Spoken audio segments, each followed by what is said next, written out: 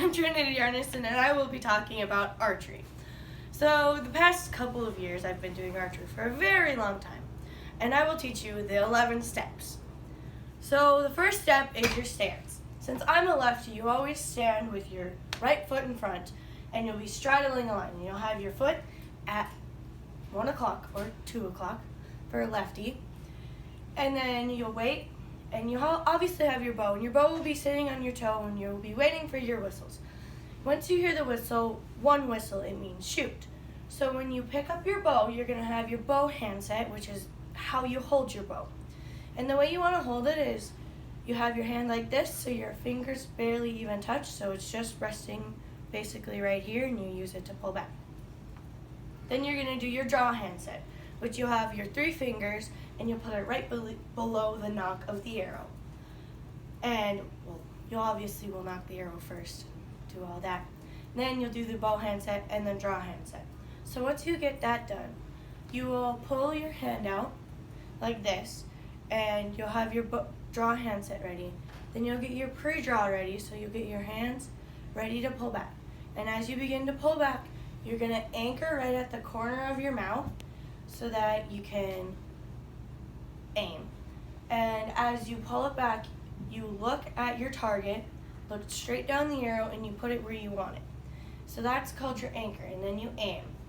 And then once you have your shot set up, which is their step 10 of the 11 steps of NASP archery thing, you will take a deep breath, and right when you shoot, you let your fingers go. You don't want to jerk your hand because the arrow will go AWOL, and it will not be very pretty.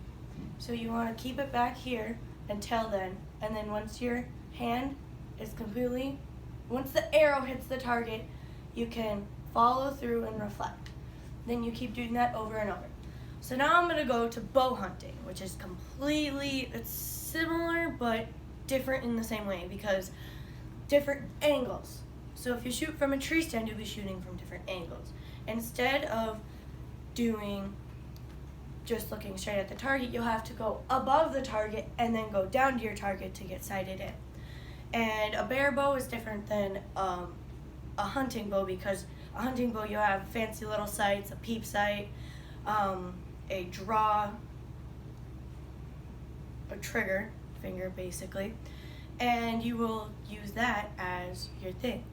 So when you do bow hunting, it's definitely different because all of your sitting, because you could be sitting, standing, or you could be almost falling out of a tree, which you're not supposed to do that because you're supposed to have a harness on at all times.